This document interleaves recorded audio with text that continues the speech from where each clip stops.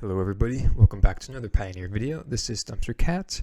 So in this one I'm going to be presenting kind of my version 2.0 of the Glissa mid-range decks that I've been putting out. Put one out on last Friday. Kind of a more tempo-based strategy with Gigantha alongside Glissa. I think that deck is still very good. I do want to try that out. However, I wanted to put this one together as well, as I got a few comments about how Glissa is just really insane alongside Pack Leader, and perhaps that the cards that we get from not running Gigantha and just running a typical mid-range deck are going to be worth it. And of course, you know, the only two cards that we do get, at least in this build that I have in this 75, are going to be Pack Leader, of course, and then Shieldred as well. Let's start talking about Pack Leader and Glissa. Obviously, just at first glance, they play alongside each other very nicely, as they both want to be attacking. Going Pack Leader turn 2 into Glissa on turn 3 is a nice curve out, provides lots of card advantage that we otherwise wouldn't really see with cards like Trespasser. Tracker does provide some card advantage, but I've been a bit disappointed with this card recently, as it's best against aggro, and aggro just isn't very prevalent right now. I'd much rather have the Trespassers in place of them. Another, like, kind of along those lines, along the lines of getting lots of nice card advantage with Pack Leader and Glissa, I have included the Bank Busters. I think Bank Buster is really nice. Just kind of looking quickly at Rakdos mid-range lists, they're running like 2, maybe 3 even Bank Busters main deck, and then sometimes even the full 4 in the 75. And so that kind of shows how good this card is. Whenever I play against Rakdos, they just absolutely blow me out with this card. And so I think I want to try out, as our 2 drops, you know, obviously aren't the best. We do get some pretty cool new additions. Pack Leader, you know, probably being the most prevalent of, or most powerful of the 2 drops that we do have access to. However, I do want to try out the Bank Busters, as I think now when the meta has shifted a bit more toward mid-range and the game's being a bit slower, I think Bank Buster is going to be a nice choice.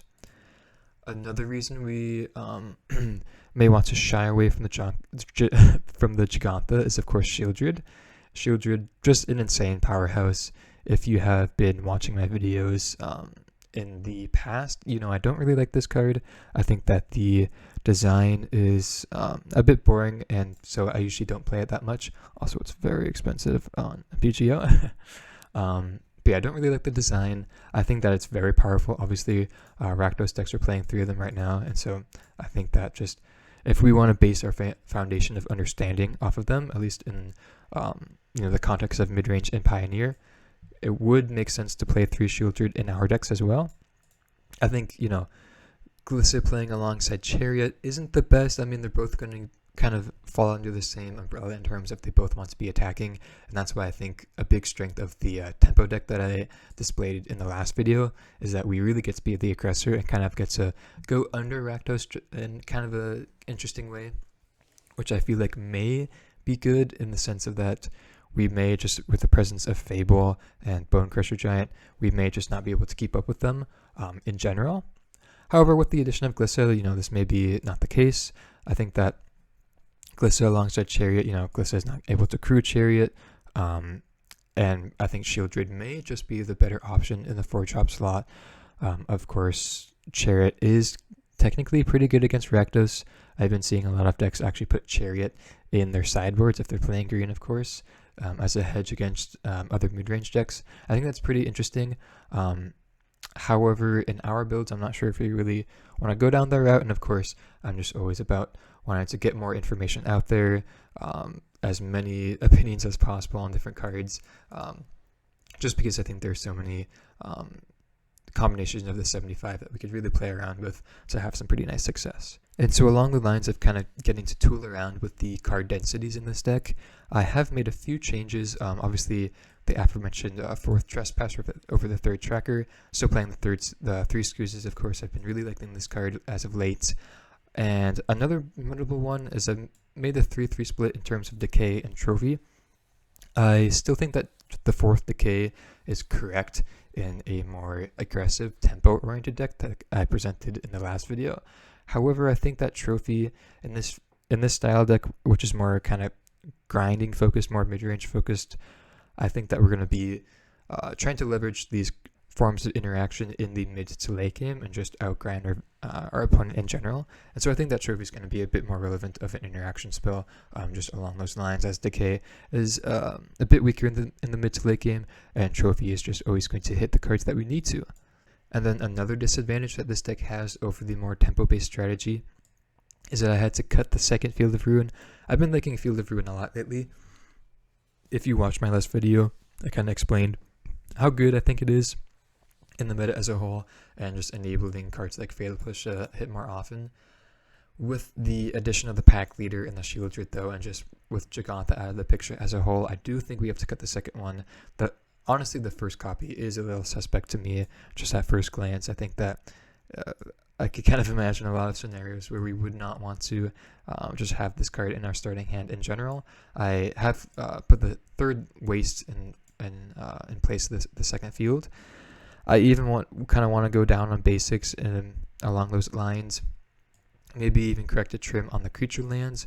Not really entirely sure though. Haven't actually done the math just yet, especially on the pack leaders, as just the mana on them is so difficult to get on turn 2.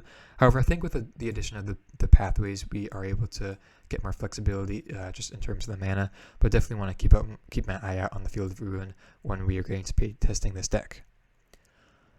Kind of along those lines as well, just in terms of the card densities, we do get some pretty interesting new cards to play from the new set. First one being Cankerbloom.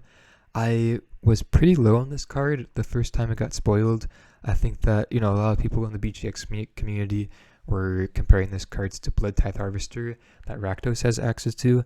I just don't think that this card is Harvester and can't. I mean, it's a 2-drop 3/2, so obviously can be compared to Harvester, but Harvester provides so much card selection, late game inevitability, and hits creatures, whereas Cankerbloom only interacts with artifacts and enchantments. And so I don't think this card is too powerful as some people may be saying it is. However, I think this card is still very powerful, can interact with opposing fables, can interact with vehicles that are quite prevalent at the moment, Leyline Bindings or enigmatic incarnations that we may come across. Even Omniscience out of Lotus Field can come up as, not a bad play to make. And so I think Cankerbloom is pretty interesting. I don't like that it dies to Stomp. I don't like that it just trades to Blood Tithe Harvester with the opponent still getting the ETB value while we're not getting any form of value. I don't like how the Proliferate is not really leveraged or being leveraged in this deck. I don't think we want to be going out of our way to leverage the Proliferate. I think the only card that actually synergizes with is the charge counters on Bankbuster. I don't think we have any. I don't think we have any +1/+1 counters. Even out of the sideboard, I don't think we have any form of counters other than the third Bankbuster. So, really nothing there to, I guess, unless the opponent somehow has -1 counters on their creatures or whatever. But yeah, Proliferate definitely not too relevant. And yeah, it's an okay card. I don't think it's going to be too good, but I do want to test it out nonetheless. Another really exciting one we get, especially out of the sideboard, is Shieldred's Edict. Now, I wanted to put this in the sideboard just because I don't think it's better than a Decay or a Trophy or a Push, of course. It has some very nice flexibility. I was really surprised when they printed this card just because it does quite a lot for the just the Edict ability that, one would first assume that it would be associated with. I would imagine I'd want to bring this card in against a deck like Blue-White Control or any other deck that plays a lot of Planeswalkers, as just being able to hit this or hit a Planeswalker with this compared to like a Trophy is really nice, and just having other incidental flexibility in terms of choosing to hit like a Shark Typhoon token or a Planeswalker like a Wandering Emperor or Teferi. So I kind of like it in that case. Also can just come in as a removal that can be nice against decks that do play tokens or just play creatures. I know Mono White has some 1/1 tokens that they can be producing. Can hit cat tokens even if you want. But mostly just going to be bringing this in against creature decks, and then obviously the aforementioned control decks as well. With that being said though, let me know your thoughts on the 75. I do think that this, at first glance, may be the more powerful version of the two decks that so far that I've been presenting. I think just the addition of Shieldred really kind of makes sense in terms of the sheer power level of the cards that we have access to. I think Glissa, again, is going to be really nice. Just really nice card advantage engine, and great at attacking and great in combat, of course, like I've been saying. And is going to work really well alongside Pack Leader. So this deck definitely has some advantages, has some disadvantages in terms of the mana base, and I think just overall consistency, as we are playing kind of just less number of cards that we usually would in, you know, typical mid-range or even typical Gigantha mid-range. And so I'm a bit worried about that, but definitely want to be testing it out nonetheless. I do plan on doing a Monday, Wednesday, Friday upload schedule just going forward, just to get some more content out for you guys with more of an emphasis on the leagues, just with regular BGX. I do have midterms this week for my university, so I'm a little swamped with work at the moment, but my last one's on Wednesday, so hopefully Wednesday evening I'll be able to get a leak video out for you guys with Glissa and the other new cards. So that's going to be very, very exciting, so keep your eyes out for that. And yeah, I think that's it from me. Hope you guys are all having a great time with the new cards and just in life in general. And yeah, I'll see you in the next one. Thanks for watching.